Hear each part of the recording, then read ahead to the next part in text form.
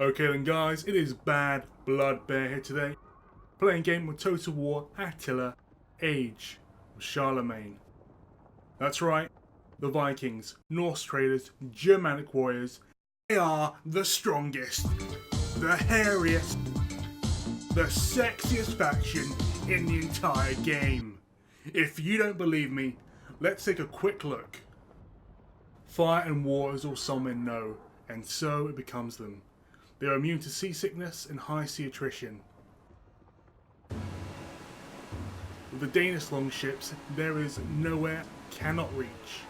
If it's connected by sea, we can get there.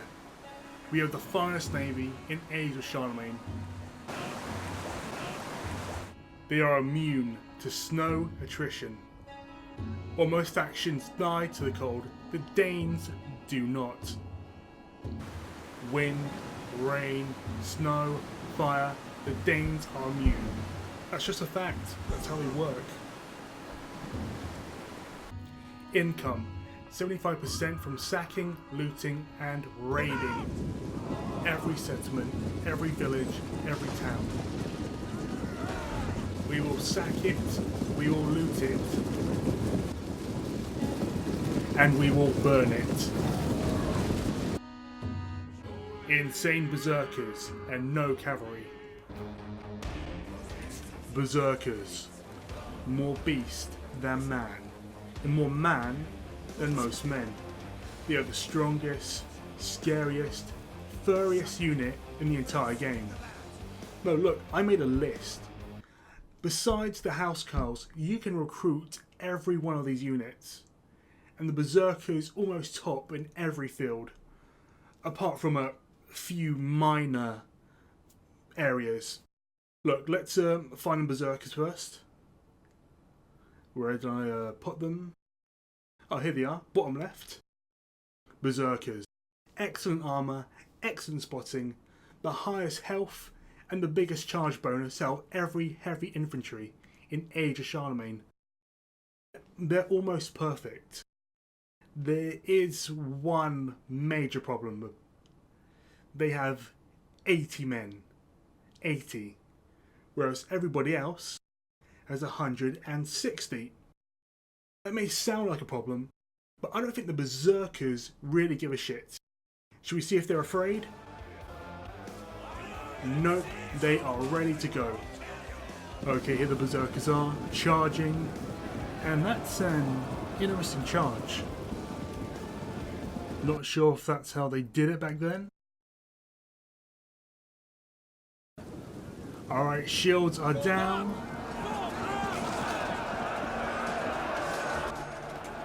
Okay, then berserkers are already fighting their way through the levy freemen. Let's see if we can get a good strike in here. And that was lovely. The next one do better. Right through. Okay, here the levy freemen have zero chance. That's just the case. We're just here to watch the fun.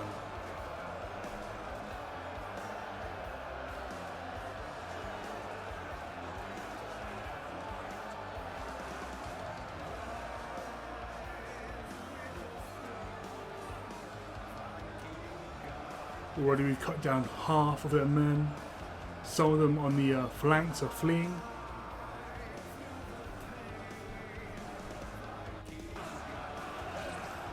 And yet, let's see if we can watch this in slow motion.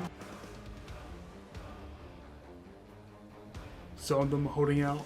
Most we can see in the back running away. Berserkers do have a frightening trait. Here the units are being thrown around, ragdolled. It's really wonderful.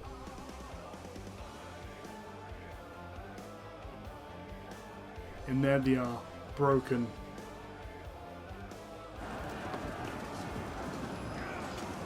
While the berserkers give chase, let's take a look at what's left of the battlefield. Blood, death, guts. For every 2 berserkers, we see an entire unit of levy freemen. I mean, honestly, any unit could have done this, but berserkers add a special touch. Now we see one man left. Not sure what he's doing. Okay, finally, no cavalry. The Danish have 0 cavalry. Nada. Nothing. We've got nothing at all. The only cavalry units we can get are mercenaries. Look, let's check out the other factions. The Avars, not bad, is what you'd expect from the Horse Lords. The Kingdom of Cordoba, a lot of mace using units, a couple of skirmishers, pretty impressive. I think that's Charlemagne, not bad. Westphalia, our allies, not bad. But these guys are the best. The Kingdom of Lombardy. Lombards. Look, let me show you what they can do.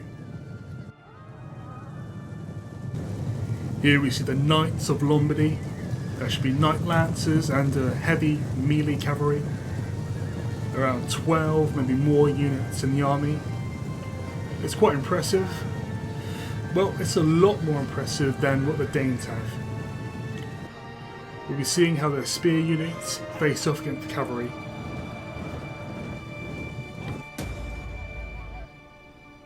Levy Freeman and Spearmen.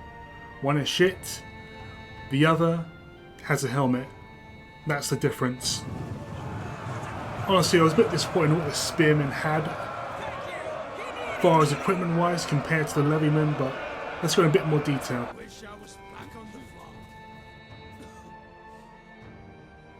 Here they are waiting, and let's get another viewpoint from this cavalry charge. Oh, they're right through them. Let's have another one.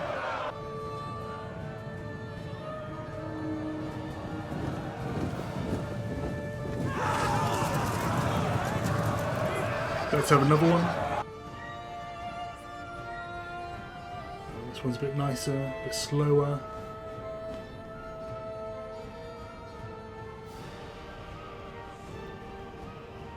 Look at them just crashing into that spear wall.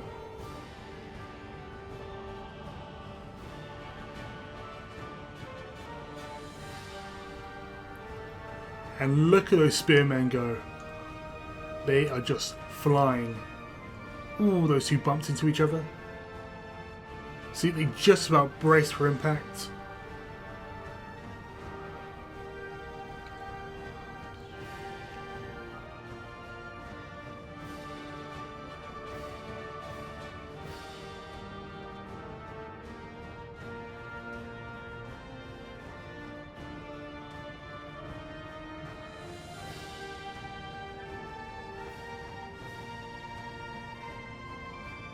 Oh, the torture. Oh, the torchman still holds his ground.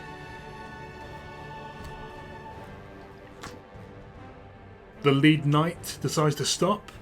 That should be the captain of the unit. There he is, letting his men take all the damage. To be fair, I'd rather the captain survived.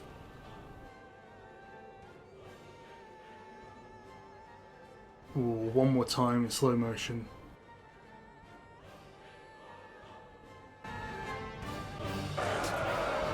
Now let's see them face off. The cavalry is stuck in, and the spearmen are slowly doing their work.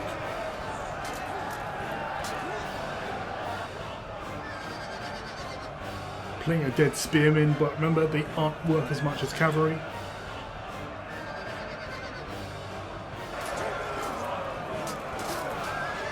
Those Knight Lancers aren't doing well. Not sure how he died, just coughed blood. And the spearmen, the one with the helmets, actually managed to pull it off. I was surprised.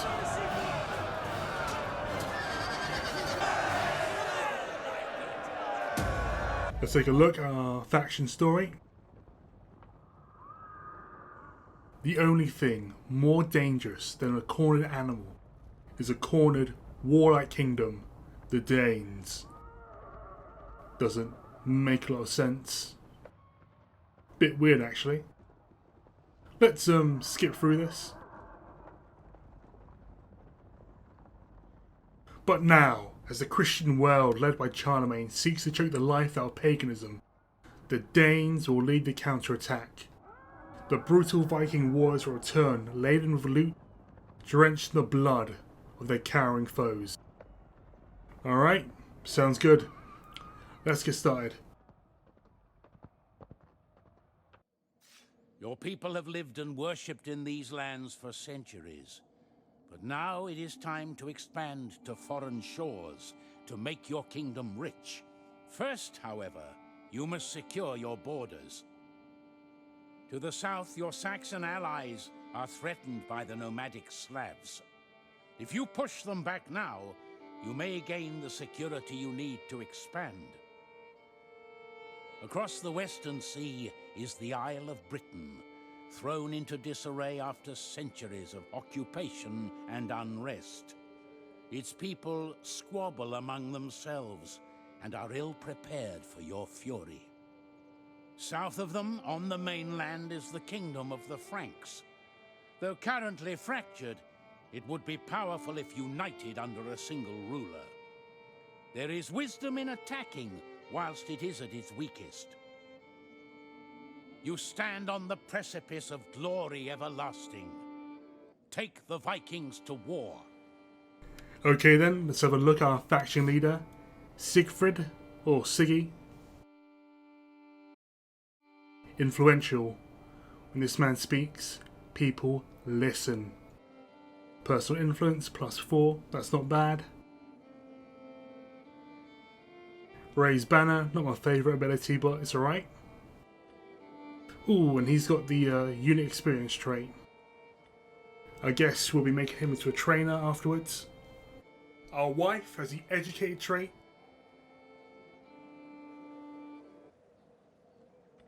Next, diplomacy. First, we made a trade deal with the Nordalbings My friend, in order to curry favour with them. be welcome. The spirits of this place smile Next, upon we check out the Oberdrites to our east. They're allied with Charlemagne, that's not good. So we make a defensive alliance with the Nords.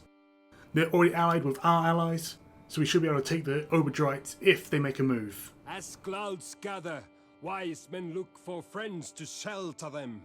In you, I believe we have such friends. Technology. Let's go for logistics first. That's a bonus 3% to replenishment. Then Conquerors. Raiding income, 20% increase. Alright, those two sound great. Now let's take a quick look at our agents. We should have one. Huh, is his name Ubba? Yeah, the Last Kingdom. I wonder if it's the same bloke. Calm down. 1 second, I can fix this. Okay, there we go. Nice and peaceful. Ooh, that was scary. Okay then, what's next? Alright then, let's take a look at the treasury. Not bad, not bad. But you know what? The Danes can do better. Much better. Let's increase those taxes by 100%. They will thank me for this in the future. Now then, let's rename our army.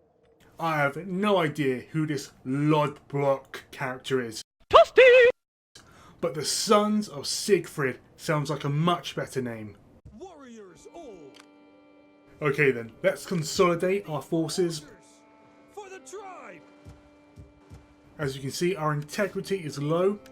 Most of our military is made up of, levy freemen, brothers, sons, fathers, uncles. So let's have them decimate each other in order to improve morale. This should help them work as a team. The Kingdom of the Vikings. Extend your influence, carve out a kingdom in these lands, and build a legacy that will last the ages. You know what? I think we'll pass.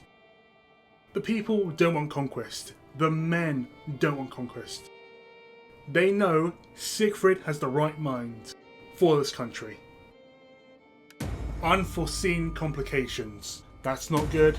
Restless warriors. Rumours have begun to spread about your leadership. Voices in the street say you become too accustomed to a luxurious living. fearful of making new enemies. Your troops grow anxious. Only raiding fills their mind. Worse still, your rivals begin to see weakness in your lack of action.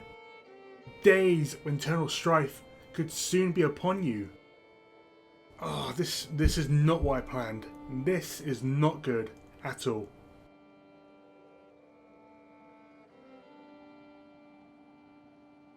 And as they grow surer and surer of your inadequacies, some have voiced their opinion in public. The loyalty of your generals is beginning to drop. Some consider themselves a worthy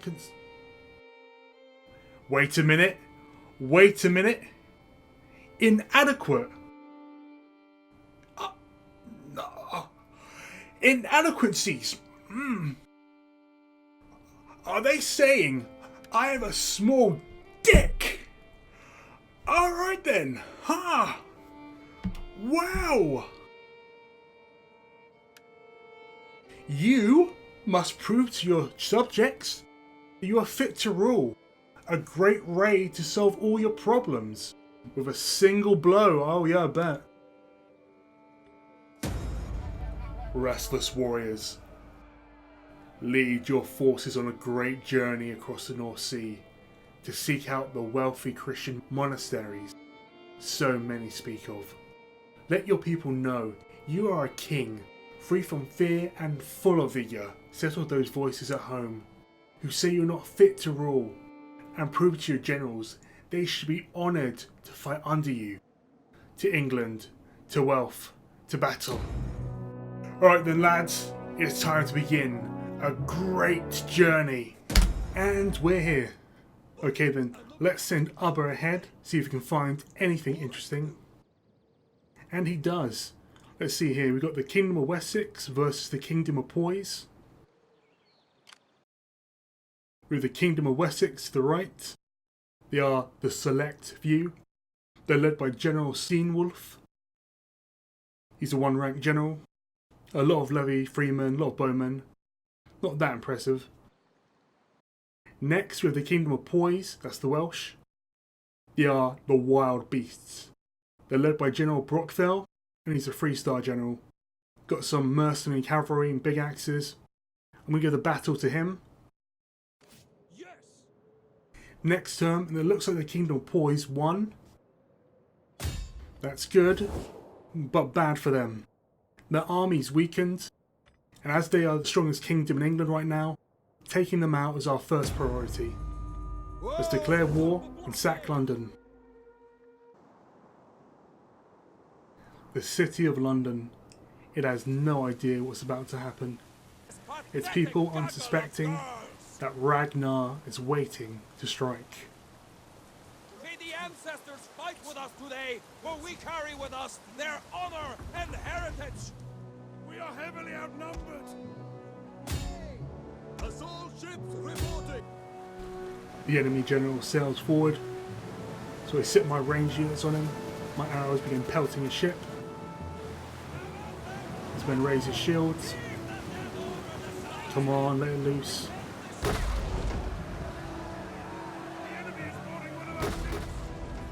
And they do. And here my melee come now. My raiders, my Viking raiders. They are jumping about like idiots.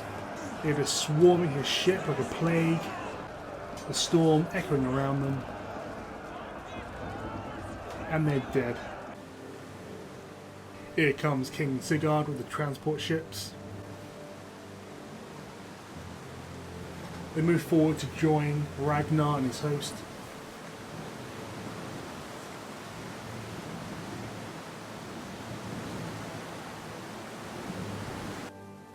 Here are the levy freemen, the last defenders of London, standing in the storm, watching the longboats gather along the shore. They must be pissing themselves in fear. Now the combined navy of both Siegfried and Ragnar has enveloped the coast of London. The storm is battering away at their ships. The Viking raiders ready, waiting to strike. I send my archers to face the enemies. 4 units of my archers against one of theirs. It turns out badly for me. The enemy starts firing before my men are even in position. Oh, my men are just burning. They're hitting us with fire arrows, dealing great damage to our morale. There they are now, firing them into the air. The enemy are so skilled, they can shoot their bows and arrows sideways. They're that elite. More fire begins to rain down on my ships. We turn our tails and flee. More ammunition! The enemy archers clearly aren't done with us, but we're done with them.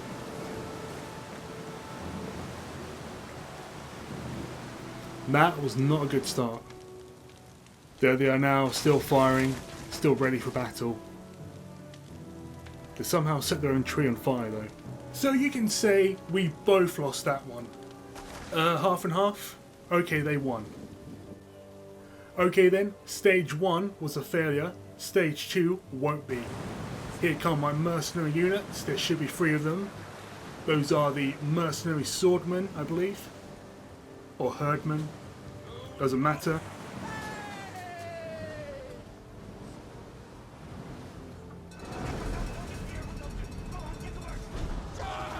Here they are now, storming the beach, jumping down below, ready for action. Their swords and shields ready.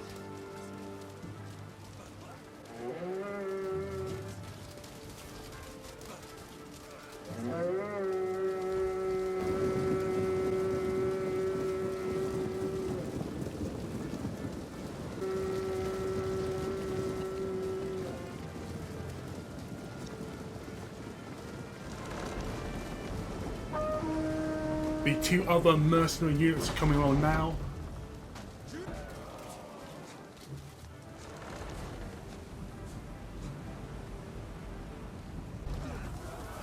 Here are the mercenary big axes, ready and eager to start swinging away. The enemy tower has started shooting on us. Right now they're aiming for our ships, but they'll soon change.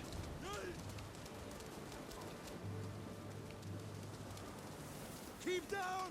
Get under cover!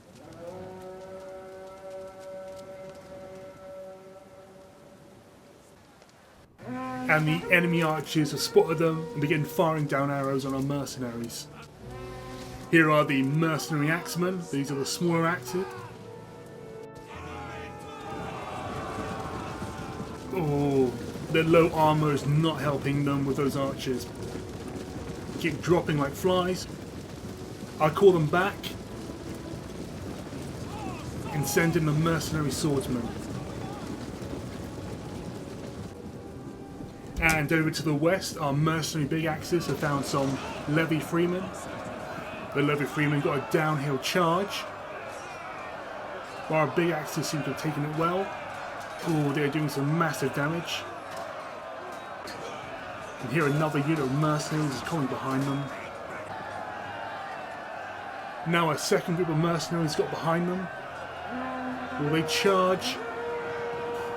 Ooh, not bad, but not great either. They are pulling back, broken. Back over to the east, my mercenary swordsmen engaged enemy archers. This turns out to be a worse mistake. They raise their shields.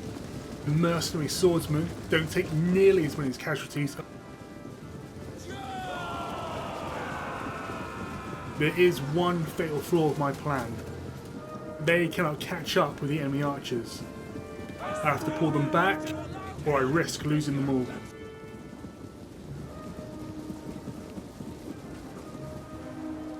Now for stage 3 of my attack, the rest of my army hits the coast. Happy as beavers, cheering, singing, dancing, ready to burn this city to the ground. They are happy. Here comes the last unit of levy freemen, engaging my small axes. And that was a pathetic charge. These mercenaries aren't worth the money I paid for them. They actually lose in the first half of this battle to the Levy Freeman. Ooh, he cut off his head with a spear! 2 of them! That is impressive. I pull them back in embarrassment. They run like cowards. No pride, no shame. The enemy follows through, but is locked in pincer movement. The enemy is caught in the front and the right flank. The Levy Freemen aren't done, however.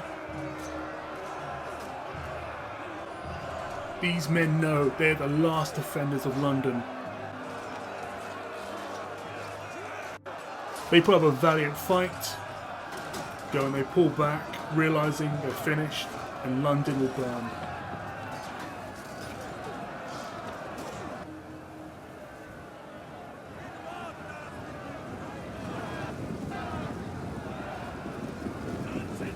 There is no sadness, no mercy for these defenders.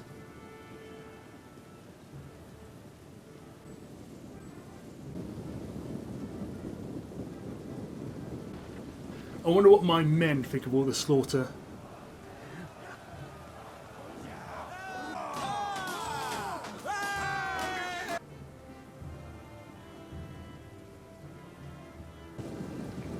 Here they are now, walking over the fallen defenders, paying them 0 respects.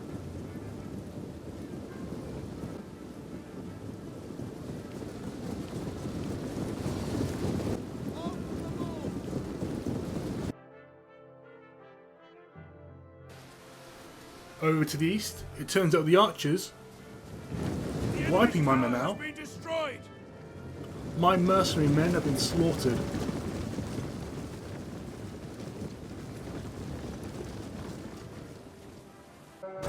I decide enough's enough. I send some units to flank behind them and set a trap for them. I send these Levy Freemen to take their fire away from the mercenaries. Here we see my almost depleted mercenary swordsman being chased off by one pissed off husband. That is pathetic. Here comes my mercenaries now in order to block off any escape the archers might be thinking of. You know, I'm impressed of all the damage they managed to do to my men, but I've had enough. It's time to finish this and take London. Here they are running for their lives. My mercenaries catch them in the rear. They fight back, but those axes are carving through them. The archers don't stand a chance.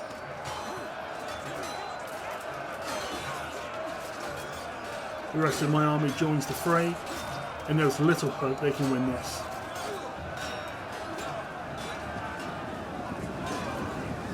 And it's over. We've sacked London, we took it again, but it's time to rebuild. London will be our base, where we spearhead the rest of our campaign. We get rid of the mercenaries. We recruit some more men. Get ready for the next turn. We recruit an English spy called Canute, or Nut. He'll know the land and help us betray his people. We send Ubba to scout out around Winchester. We just want to know what kind of armies we're dealing with and how strong our neighbours are.